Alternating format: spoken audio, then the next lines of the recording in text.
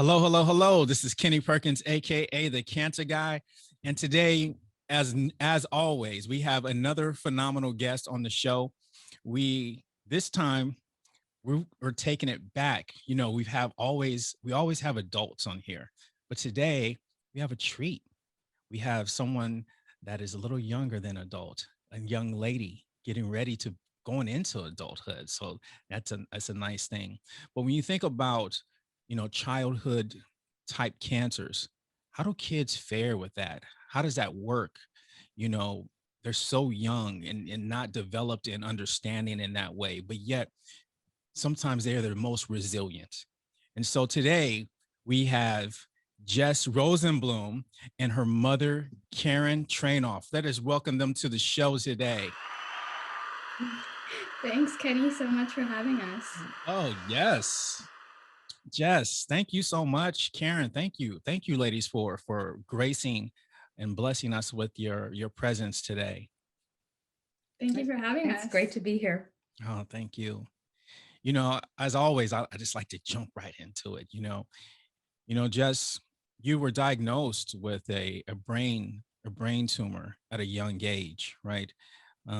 Tell us a little bit about that because as adults, it's already hard enough just to kind of deal with, the news that you have cancer, and then wow, as a youngster, do you remember how that came about when you were young? At 10, I think it was 10, was it? Yeah, 10 years old. So in late 2013, when I was 10, I was experiencing severe headaches and nausea and vomiting, which prompted my parents to take me in. And after a CT scan in the emergency department, I was diagnosed with a brainstem glioma, which is a type of brain tumor. And at the time, I was so young that I didn't understand what exactly it was, and I didn't know what my life was about to become because everything was about to change, and I I really had no idea what was coming in those next few months and those next few years even.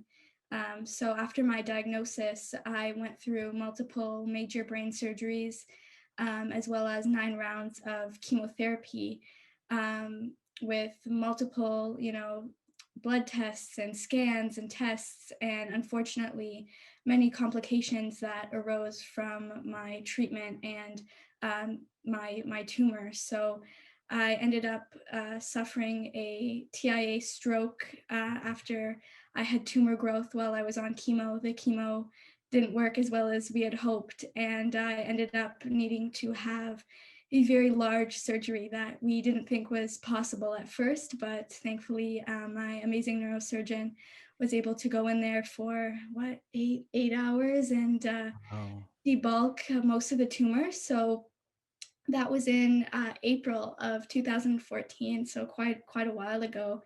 Um, and thankfully, he was able to remove most of it, not all of it.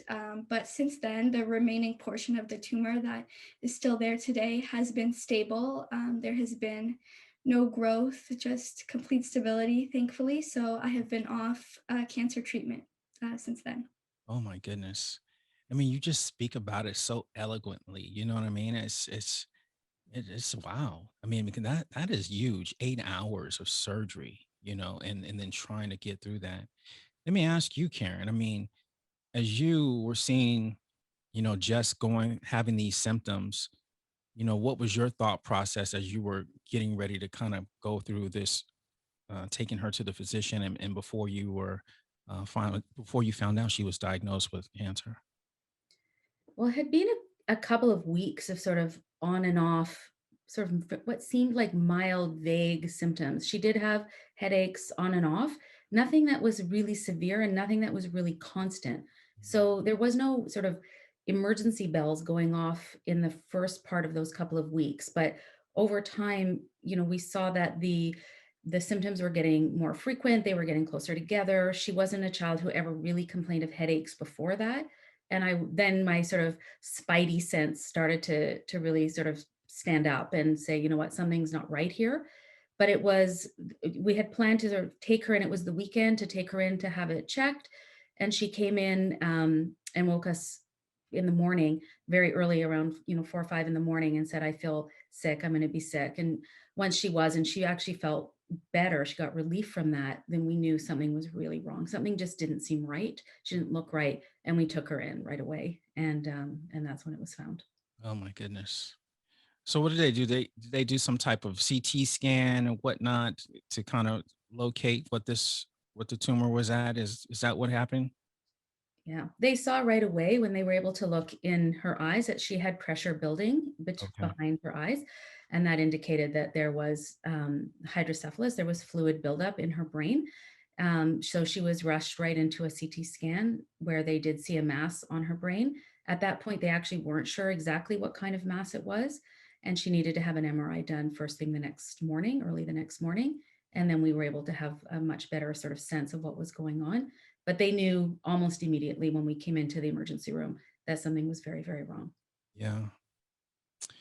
So let me ask, so you get this news, Karen, and I'm sure they tell you first, right? I Mhm. mean, they talk to you, you're the parent. You know, how do you brace yourself now to tell not only your daughter, but the rest of your family, this news and what is about to happen? It just happens. It happened so what seemed like so quickly. We were very blessed to be in a city with a large world-renowned children's hospital. So we were able to get information very quickly. And you're right, they did take us aside. Her dad, my husband, and I were pulled aside into a small room in the middle of the night and told that they had found a mass on her brain in the CT scan. And at that moment, it felt like the floor was opening beneath me. It just felt like I was being sucked into the ground. It was shocking and horrifying. And Jess was asleep actually in the room right beside us. She had dozed off, thankfully. And it just, my heart broke into a million pieces thinking about how I was going to tell her and what she would even be able to really understand. I could barely understand it myself in that moment.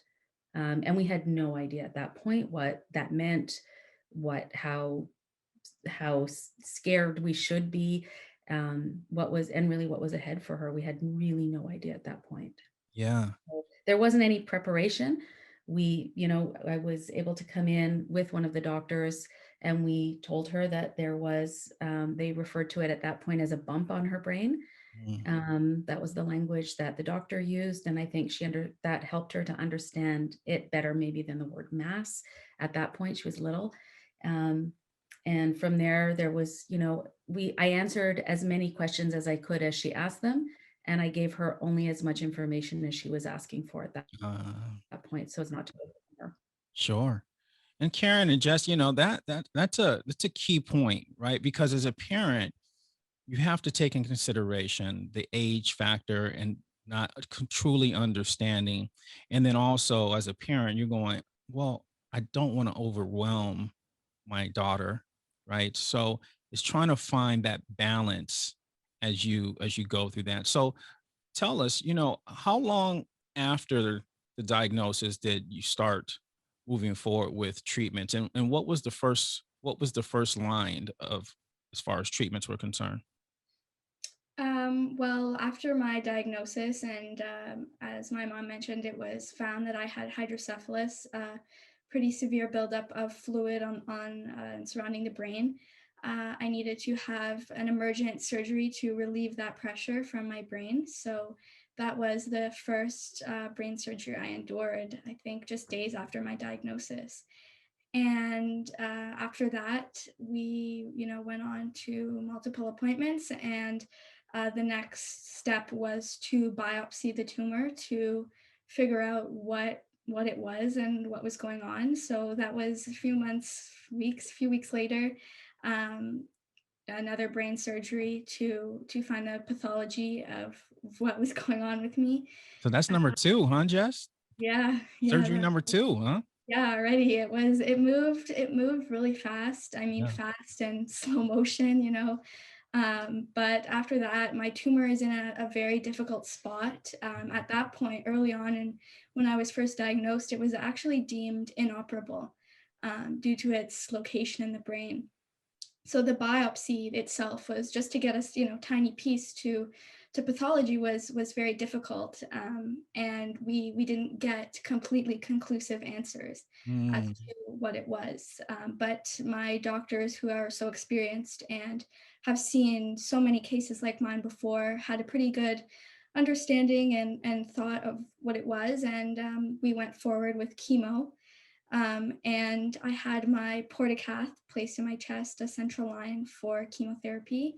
And we were told that the best treatment option, chemo wise, was going to be 70 rounds of chemotherapy, 70 weeks of chemotherapy with one round each week, which was, to wow. think as a 10-year-old, this is going to be the next, year and a half of my life is going to be filled with chemo. I couldn't even understand. So Sure. it, yeah, it moved very quickly, and we got on the ball pretty fast. Wow. And so, Jess, that leads right to my next one, right? I mean, here you are, you're a 10-year-old, boom, you get two surgeries, you're bouncing back. It's a bump, right? It's a bump on your head. And so you okay. And now you jump into 70 rounds of chemo. My thing is, let me go back as a 10-year-old, you want to hang out with your friends, right? You want to get out and play, whatever you're doing at that time. How did that all of this affect that? And what kind of support did you get from your friends, and what you were feeling at that time? I mean, I always say that the part of my cancer diagnosis that was the hardest was not being able to be a kid. In, the prime of my childhood, I had all of my favorite things really taken away from me. And for me, that was mostly being athletic. And I basically lived in my dance studio up until my diagnosis since I was, 3 years old. And going out just on the playground and on the soccer field with friends and playing at recess at school. And even back then, I loved learning. I loved being at school and learning new things. And I wasn't able to do that. I wasn't well enough, to go to school to be active, and that was extremely difficult. But thankfully, my friends, even though they were as young as they were very understanding, and they knew that things were going to be different with me for a little while, and how we had to interact with each other, and we couldn't do the things that we maybe would have wanted to do or we would have used to do.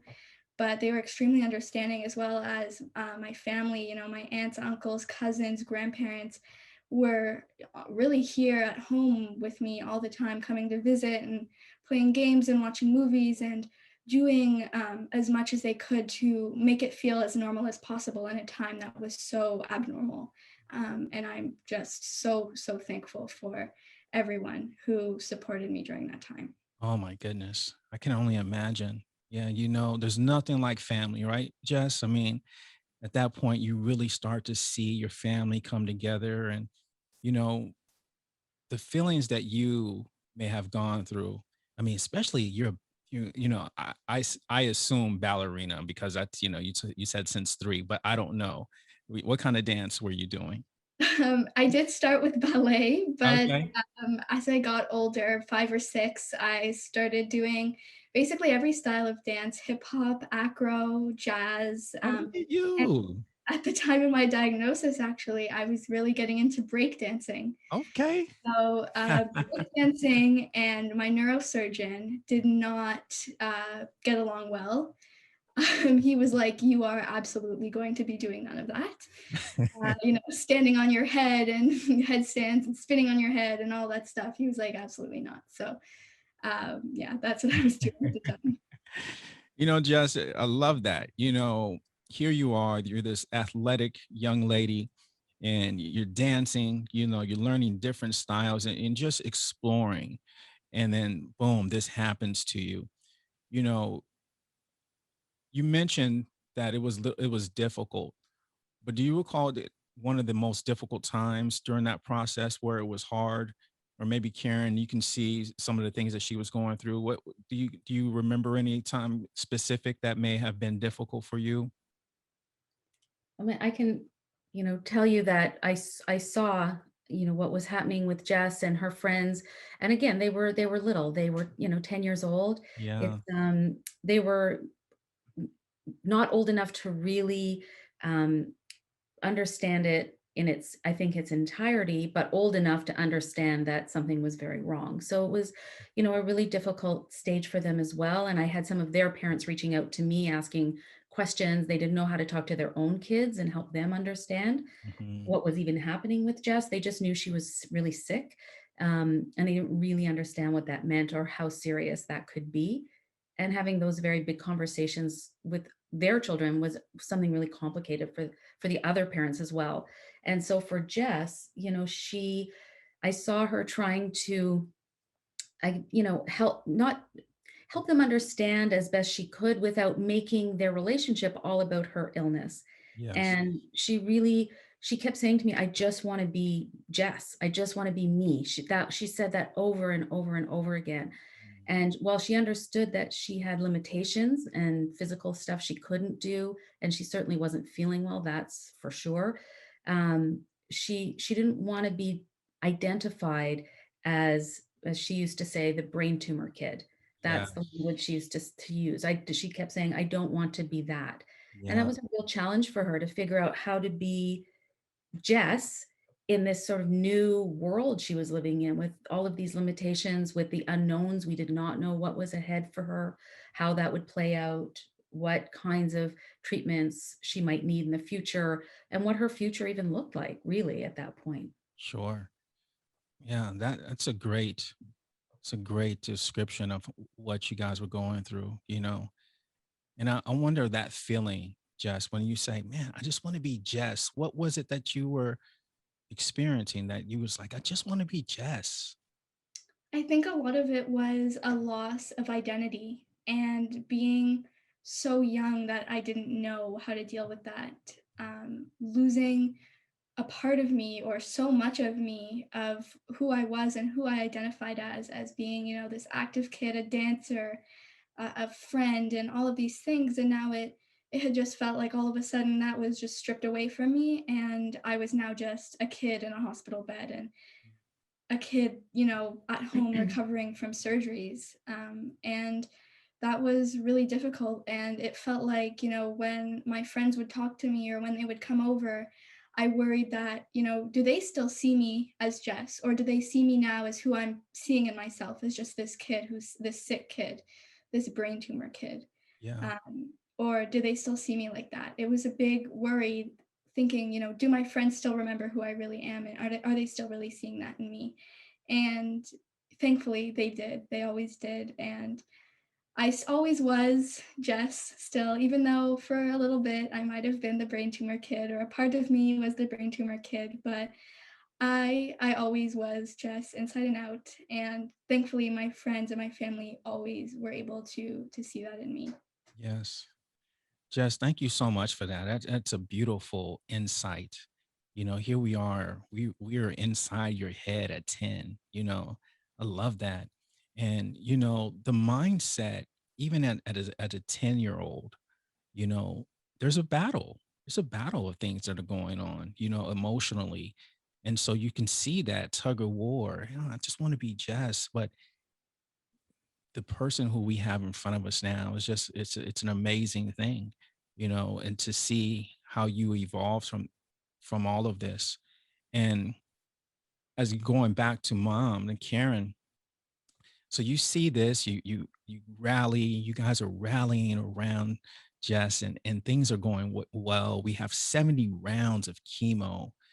Talk to me now about what's happening next in this process, and is there a light at this end of this tunnel? What happened next?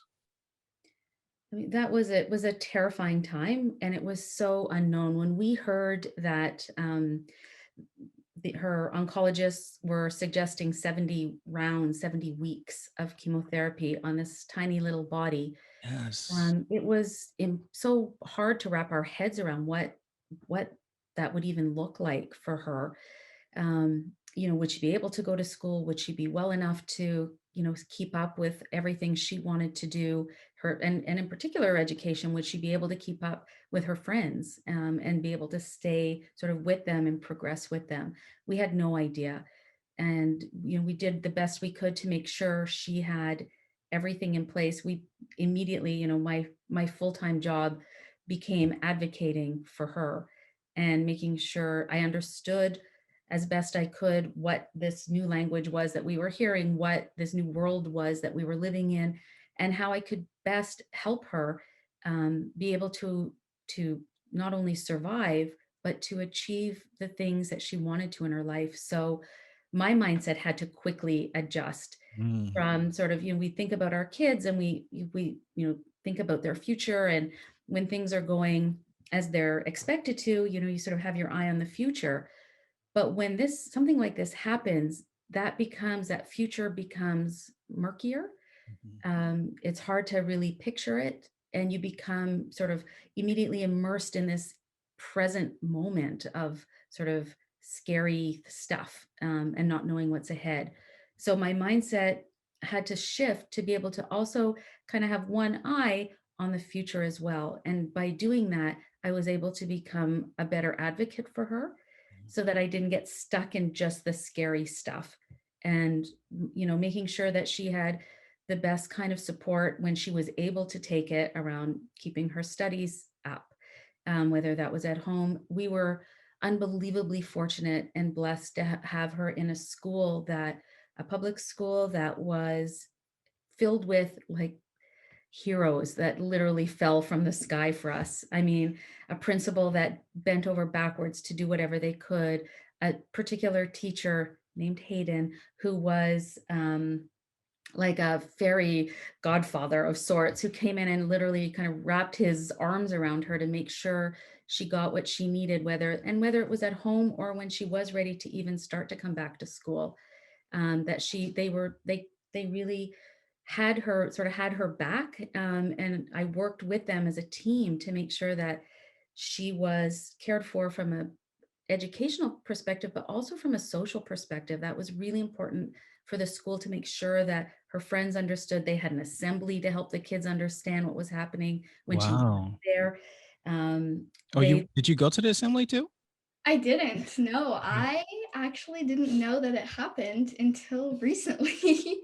Oh, wow. Where my friends were like, "Hey, did you know in fifth grade that we had this assembly about you?" And they called the whole grade down to the gym and talked about it. And I had no idea. So that was kind of a new thing I learned recently. But Yeah.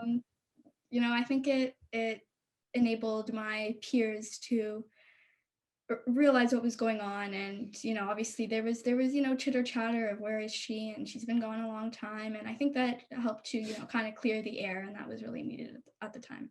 Sure. but there was lots of stuff to put into place for her, so that she was supported from a medical perspective. Obviously, first and foremost, that was our first and biggest concern, was that she was getting what she needed. And again, we're fortunate to be in a city that has an incredible brain tumor team actually specifically set up there. Really world-renowned team of neurosurgeons and neuro-oncologists and neuro everything available. So she was cared for extraordinarily well. And we needed to make sure she had those other supports at home as well. So making sure that friends were involved, family were up to date in what was going on. And for us, as parents, we had to learn how to ask for help, which was hard, really Yes. hard, and something that didn't didn't come as easily as I would hope it would. But it's tough to ask for help, and we had to learn how to do that so that we could make sure she had and we had everything that was in place to make sure there was as much success as possible for her. Yes. This is a great point. You touched on so many points, Karen. And how do you get to that point, right? Now you're looking for, first and foremost, making sure that she gets the proper care and treatments, but at the same time, you have to make sure she stays on academically of some sort, and then worrying about the social, and then now, okay, that's that. How about the parenting? How about the actual feelings as a parent?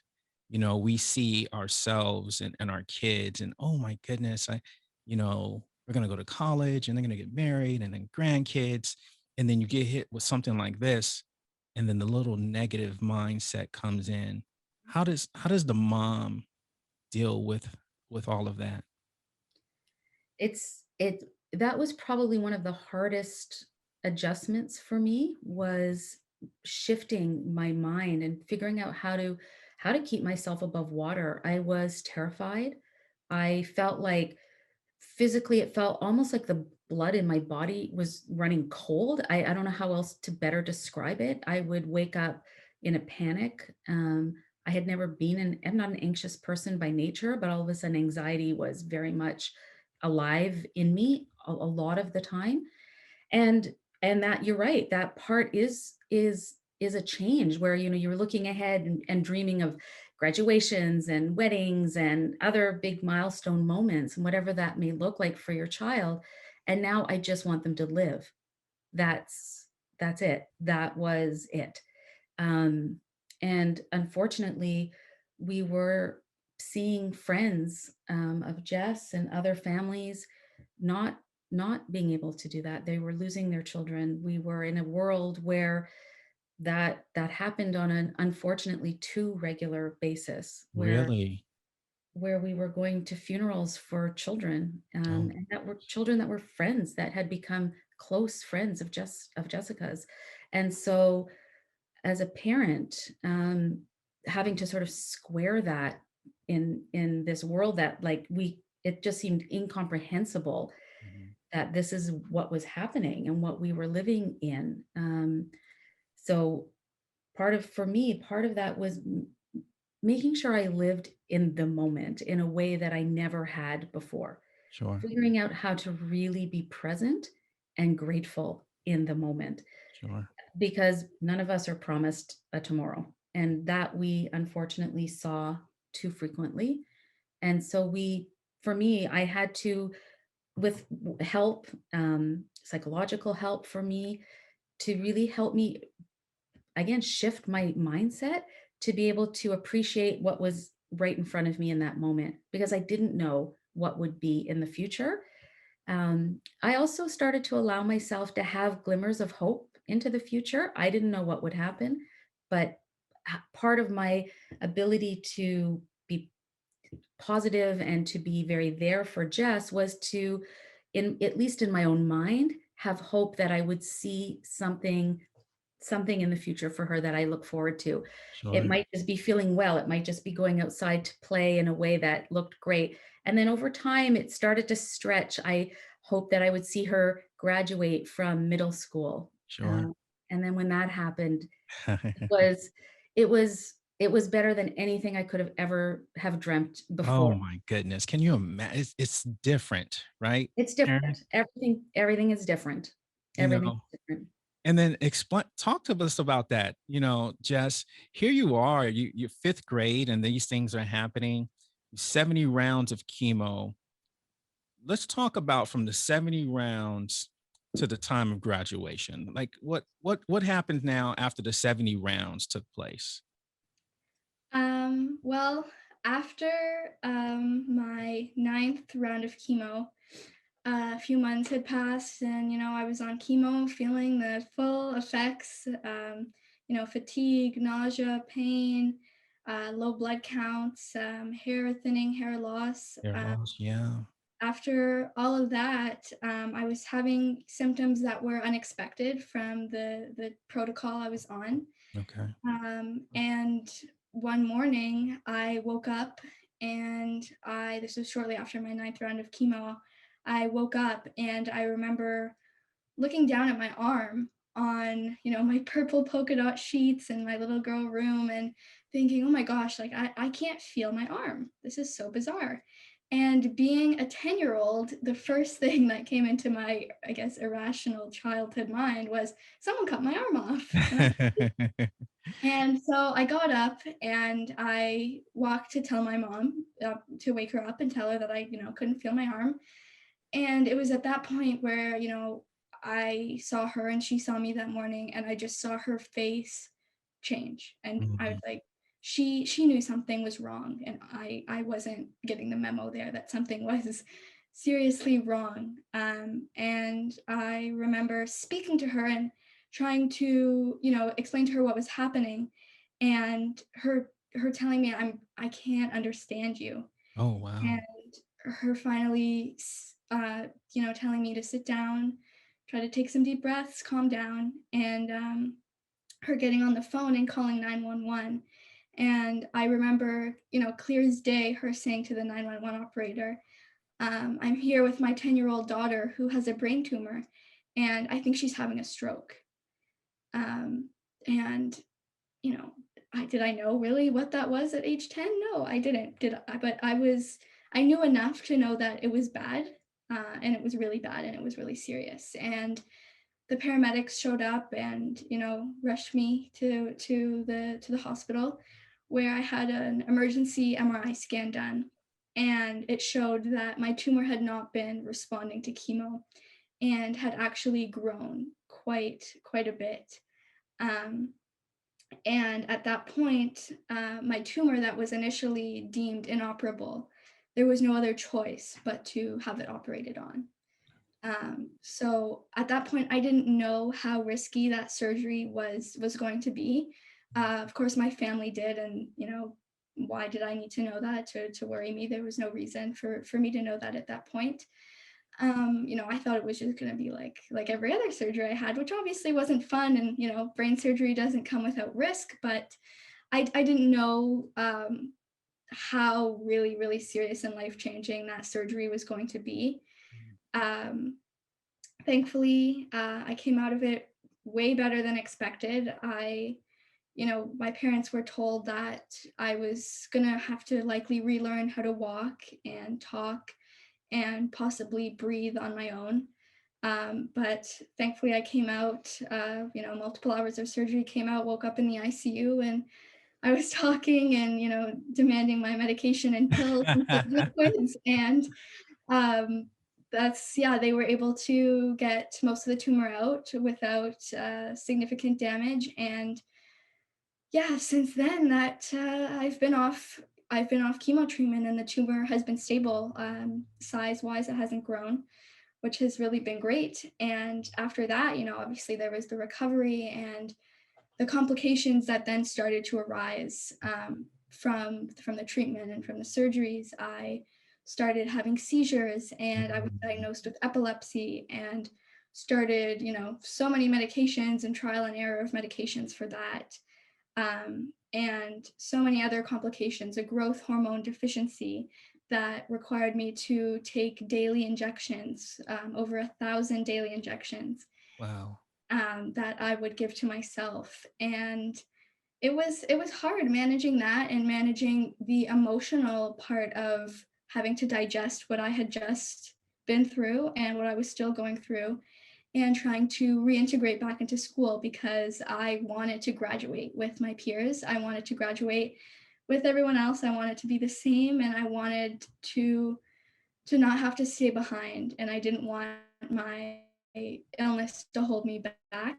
Everything that was going on physically with me, and emotionally and academically and socially, and it was such a wild thing to balance, but I did. And eventually graduation came, and I graduated with honors from 8th grade, and it was surreal. I mean, I think now, thinking back of it, that I'm about to graduate high school, I don't think at the time I realized how big of a deal it was. So you go through this, you go through all of this, and you having seizures and things like that. How do you get the courage to go, okay, I want to graduate. I want to get through this. You know, how do you deal with all of these things that you're happening at such a young age? You're young, you know? Yeah, I mean, to be completely honest, I am definitely a bit of an overachiever, and I push myself. I'm a perfectionist. I'm very, type A. And so I think a big part of what led me to do that is just my personality and the way that I'm kind of built, I guess. But really, it was just the thought of, I just want to be like everybody else. Yes. Because being a kid who's gone through cancer, that's all you want, is to be like everyone else. And that was such a big thing for any child to graduate.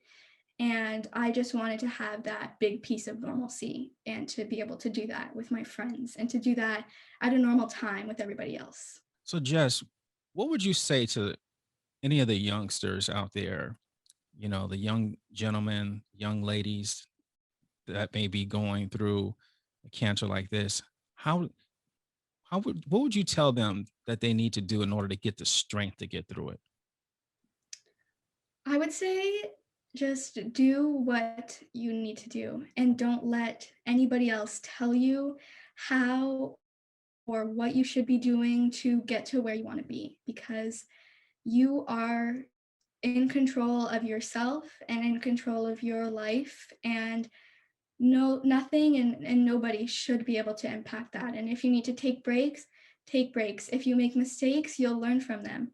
If anything comes up, it's so cliche to say, you'll get over it and you'll get through it. And I'm not a fan of cliches, but really when it boils down, it's true and it's the truth. And you just need to keep looking forward. And if I could go back and tell myself anything at that time, and still I have to remind myself of this quite often, is that you are not going to be the same person that you were before your diagnosis. And that is something that's really hard to swallow and has taken me many years, and I'm still learning on how to deal with that.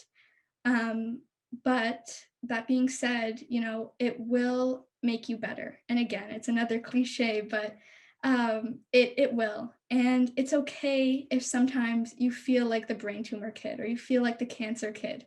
And that sometimes is overwhelming, and it overwhelms your identity, and you worry that, is that all of who I am now? And you have to go back and remember that there may be moments where a lot of you is the cancer kid. But, you know, when you take control of your situation and do whatever you can to get back to who you are and who you love to be, that will be who you are. And life is what you make it, and you are what you make yourself.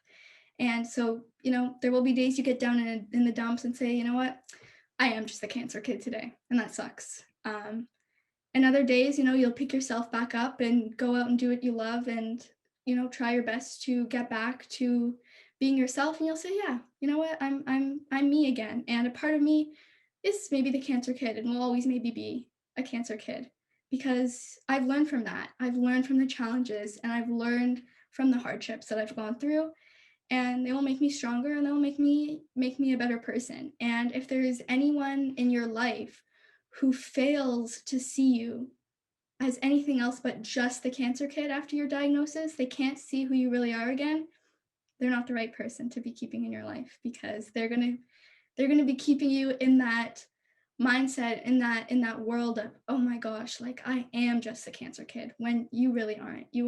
It's a part of you, but you are so much more than just that, and you need to surround yourself by people who believe that. Jess, a true champion, a cancer warrior. You hear Thank me? Man, that got me a little more emotional there. That's, Jess, it takes the tenacity in order to say, you know what, I'm gonna fight this. You're 10 years old, battling this thing, and then going through your own emotional, roller coaster. And it's important for anyone that's listening to this, parents, kids, young people go through their own emotional roller coaster. But I want to tell you right now, Jess, you know, you're not the cancer kid. You had cancer, and you're a phenomenal human being who can empower other people to see that you've made it, and to see that what you had to struggle with, and to be here today. You're a phenomenal human being. And I'm so glad I had you on the show today. So I just want to make sure you know that, no, you're so much more than a cancer kid. And here you are. All the worries that we talk about, and mom, she was worried, not understanding what's happening. Jess, you made it. You willed yourself to eighth grade graduation. How was that? Talk to me. Talk to about that celebration, because it's important, right? Would you say, Jess, little things along the way, it's important to celebrate? Would you say that? Everything, every little thing we celebrated, like seriously everything. In the first little bit after my diagnosis, we had so many cakes for things that would maybe to most people not really deserve a cake, but they did deserve a cake, and they very much did get a cake. So we celebrated everything, every single little thing. And that graduation wasn't actually a little thing. And for anyone, even if they hadn't gone what I had gone through, it's a big thing. But for me, what I remember from that day of graduation and the time leading up to it was I didn't even think for a second about being the cancer kid or what I had gone through. At that point, I was just a kid at her eighth grade graduation, with my friends, wearing a really pretty dress with my makeup and my hair all done, and taking all pictures with my friends, and doing all the fun things that you should be doing. And being the cancer kid honestly didn't really cross my mind at all that Yeah. day. You know, Jess, we go through it, Jess. I mean, it's these ups and downs in life. And so to hear how you battle them. And like you said to the listeners, you know what? You're gonna be good days and bad days, but you get through those. And so here we are. We fast forward. We're talking eighth grade graduation. We've had the surgery since then. We're moving forward. Jess, you're a senior now. You're a 12th grade right now, right? Yes, sir. Come on, this is it. Jess, you're getting ready to go to college, getting ready to graduate. Looks like I think we talked about health sciences. You're getting ready to, major in. How do you feel on that? it it feels really unbelievable, to be honest, and a lot of the times it feels like imposter syndrome, like, Mm. no, I'm not graduating high school. I was just at my eighth grade graduation like 2 weeks ago. Like there's no way this is happening. And I think, cancer or not, childhood struggles or not, a lot of seniors feel that way, but it adds another sort of depth to it when there were so many moments when I thought to myself, maybe I'm not going to even be at my eighth grade graduation. Maybe I won't be around for my eighth grade graduation. And to now be, getting ready for high school graduation is unreal. And preparing to move to another city for university is just absolutely just unbelievable, really. Like I don't think that I have even come to terms with it enough to to talk about how it really feels, because it's just so unbelievable. Oh my goodness. Absolute phenomenal. And mom, how do you feel? How do you feel seeing your daughter? You seen Jess, you know her struggles, you celebrated with her, you cried with her. What does it feel like to the mom that to see her what's about to happen now? I mean, there's nothing better. I mean, it's amazing when we want to celebrate everything that our kids accomplish, but with her, I can think of nothing better. I mean, it was so hard to imagine. As I said back then, eighth grade was as far as I could go in my mind. And she got diagnosed in the fifth grade. So that was as far ahead as I could go. Once we got to that, I mean, I started to dare to dream that we might see 12th grade. And what she hasn't said is that there was a lot of challenges between ninth grade and here, Oh, and hospital stays and these other sort of medical things that she has to deal with that are have occurred because of her treatments and her tumor. So she lives with ongoing stuff. And so I just don't want to I want to make sure that it's clear that it wasn't just Yes. smooth sailing for her through high school, and that Yes. Speak it on that. Thanks, Karen, for bringing that up. And so, just Karen, talk about that. Okay, so we get through this eighth grade, and we're there. Now we're getting ready to do this next stretch. How is the symptoms, the treatments, if there is any more treatments, what's happening between that time? I mean, I'm still being monitored very, very closely by my neurosurgery and neuro-oncology teams, tumor-wise, getting MRI scans very, very frequently to make sure there's no progression or growth in the disease. But aside from that, there is other things that I'm dealing with as a result of my tumor and its treatments. And I am just one of the many, many people who go through childhood cancer treatment who deal with long-term effects of their disease or of their treatment. And for me, that is epilepsy and being on medication for epilepsy, and anti-epileptic medications are not, always smooth sailing. They're hardcore medications.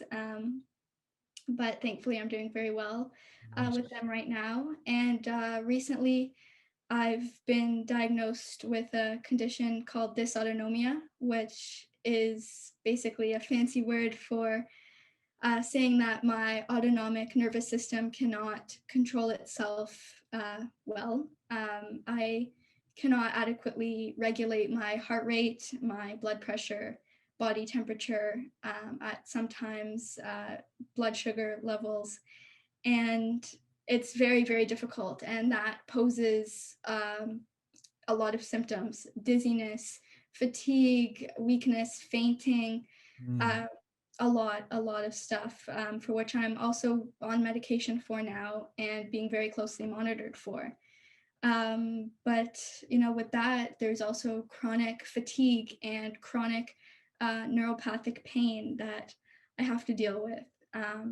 And none of those things are easy, and they obviously take away from being, just a high schooler and going back to doing the things that I love. And they've hindered me in many ways from doing that. But you know, I I still live with it, and I keep on keeping on. And I take my medications in my pill box like a little old grandma. And I just go with the flow. You just gotta take it in stride. And I make a lot of jokes about things, so I take my pill box, and I'm grateful for it. So absolutely. Absolutely, Jess. And none of that is easy to go through. You know, high school, just as you know, it's probably one of the most critical growth factors as you go through, because you're this teenager and you're going through this whole identity, and people are trying to be the cool kids. And I know all about that stuff, Jess. So I understand that. And so to go through that, it again, just me myself, that the tenacity and your resilience to be a fighter, to have the strength and the courage to take this thing head on, and to go and to be and be in school, and to go through it with your peers, knowing what you've gone through. Do you see that as courage? I guess I've never really thought about it that way. I guess see myself as being like any other kid, just with a little extra stuff going on. And everyone has their own stuff, but this is my stuff. And I guess, in hindsight, I could be a little nicer to myself Mhm. um, about all that. And it's definitely something that I will try to be better at going forward, and recognizing that, what I do isn't always the easiest, and I should maybe take it easy sometimes.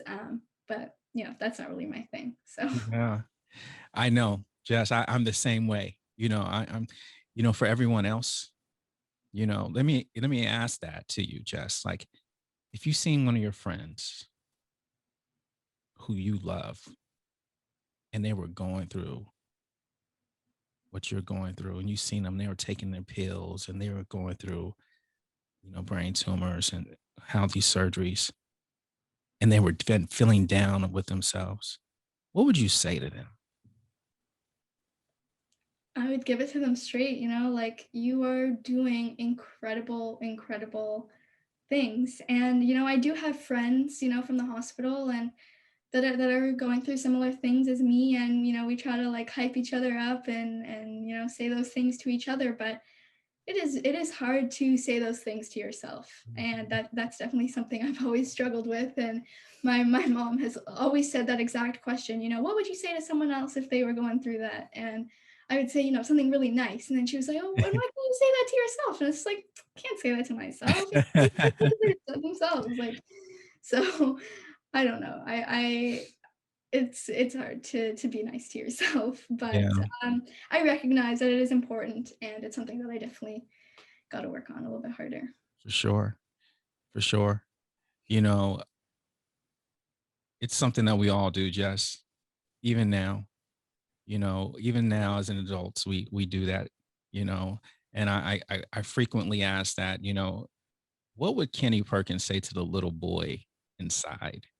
You know, talk to that little guy, and the way I would talk to him is much different than I would talk to myself, as you just mentioned, So I love your strength, and whether you know that or not, you are a courageous soul, and I just love that about you. It's amazing. So talk to us, Jess. You're here. You've made it to this point, not with ease, but you know what, Jess? You made it. You made it to this point. And so talk to us about some of the things that Jess values. What's important to Jess that are extremely valuable to you?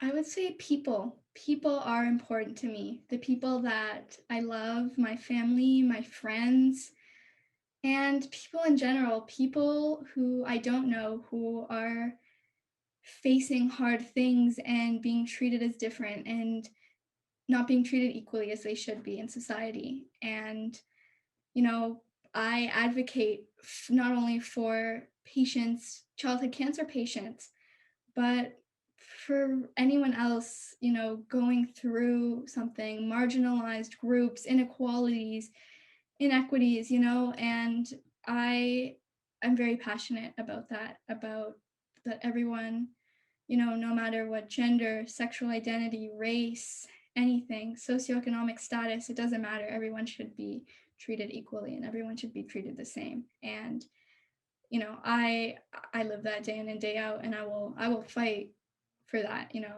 until the very end, until everyone is equal and everyone's on the same level.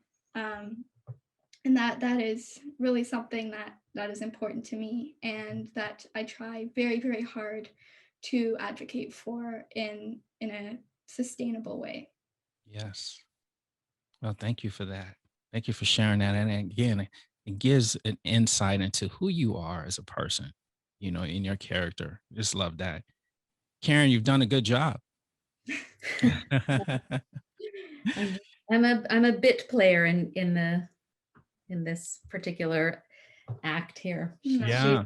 She's the star, that's for sure.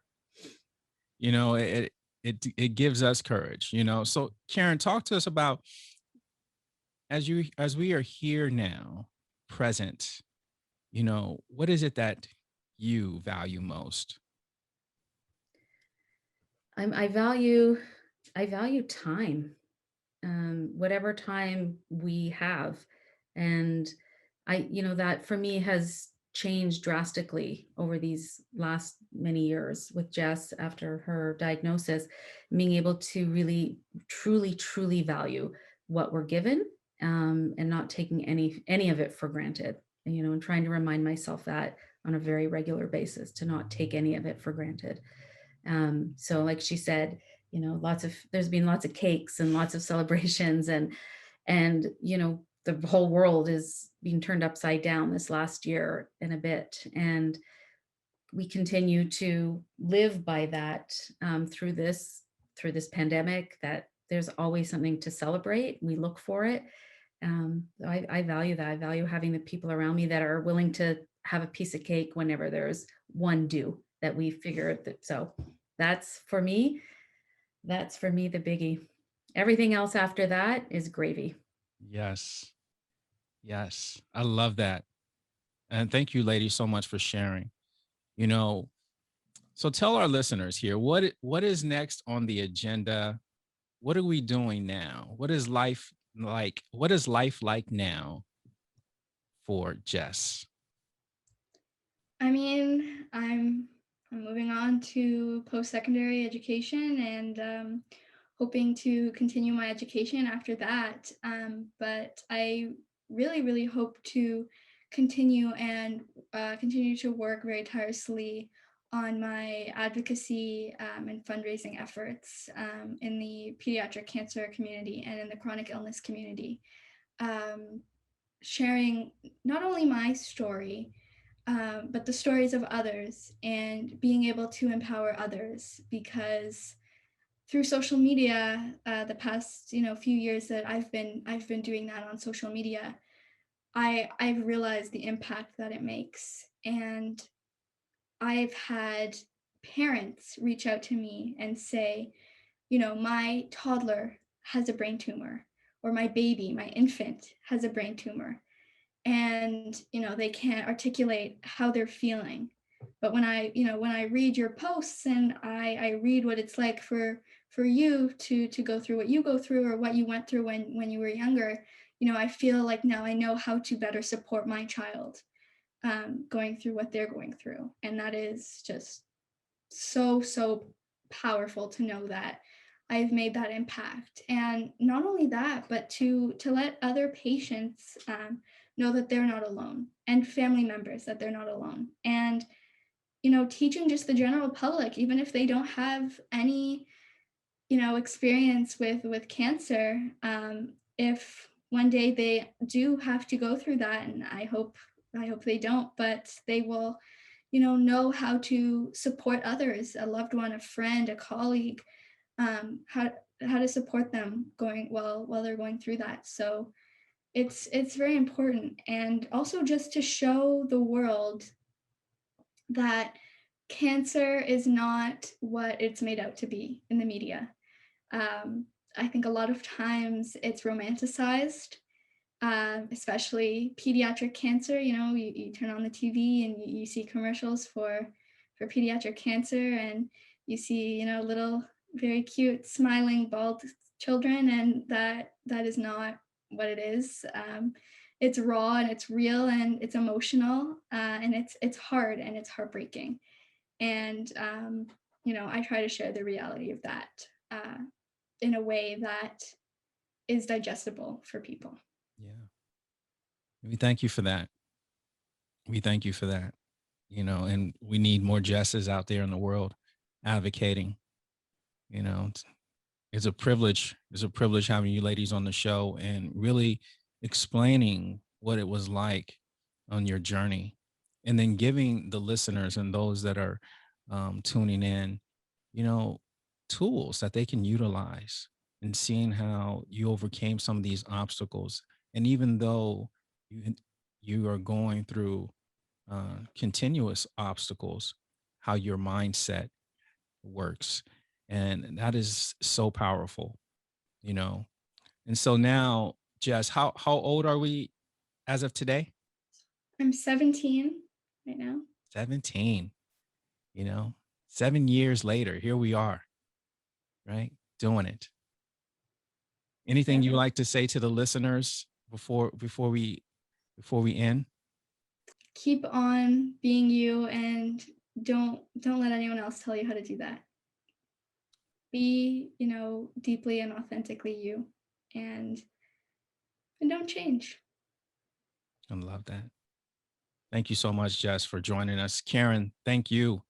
Thank you, giving us the insight of what it's like as a mother to go through this. Both of you guys are phenomenal human beings, and I'm so glad that I had a chance to meet both of you. You know, Thank you for having us. Thank you. It was amazing. absolutely. Thank you for doing what you do to help others understand what people are going through. Yeah, absolutely. Thank you so much. So I hope you picked up on some of the gems today. Jess, she talked about how important it was to be surrounded by family and friends during a time of difficulty. You know, she recalled after her first surgery that her family and her friends, they surrounded her, and it was what she needed, even though things were not where they needed to be, right? Even though she still needed other surgeries and things came up, she said that being around her family and friends is what she appreciated. Another gem I hope you picked up on is that learn to be nice to yourself. She talked about she's going to be the cancer kid, and she's a little hard on herself at times, but she also turned around and said, you know what? She's still learning to be nice to herself at times and to really see how far she's come. And she hesitated. She hesitated when I asked her about courage. But when you look at what Jess has gone through and how she continuously fought and never gave up, she was courageous. And she also mentioned as another gem, she said, authentically be yourself, be true to yourself. And I say, even as an adult, we have problems to do that at times, right? But here we are, little Jess, at 10 years old, being diagnosed and going through this. No one knew in her family what the situation would be, but she got through the 8th grade graduation. And then from there, she went through high school, and going through high school was not easy. It wasn't easy, but you have to be yourself along the way and not forget who you are. And if I can make sure that you get that message, I will definitely do that. What a great show. What a great, phenomenal guest. And I hope you walk away with so many gems. Those are 3 I extracted, but there's so many more. Again, this is where you'll find up-to-date discussions with industry experts and leading professionals that can help you on your cancer journey. You're not alone in this. We are in this together. I'm your host, Kenny Perkins, AKA the Cancer Guy. And until again, I'm out.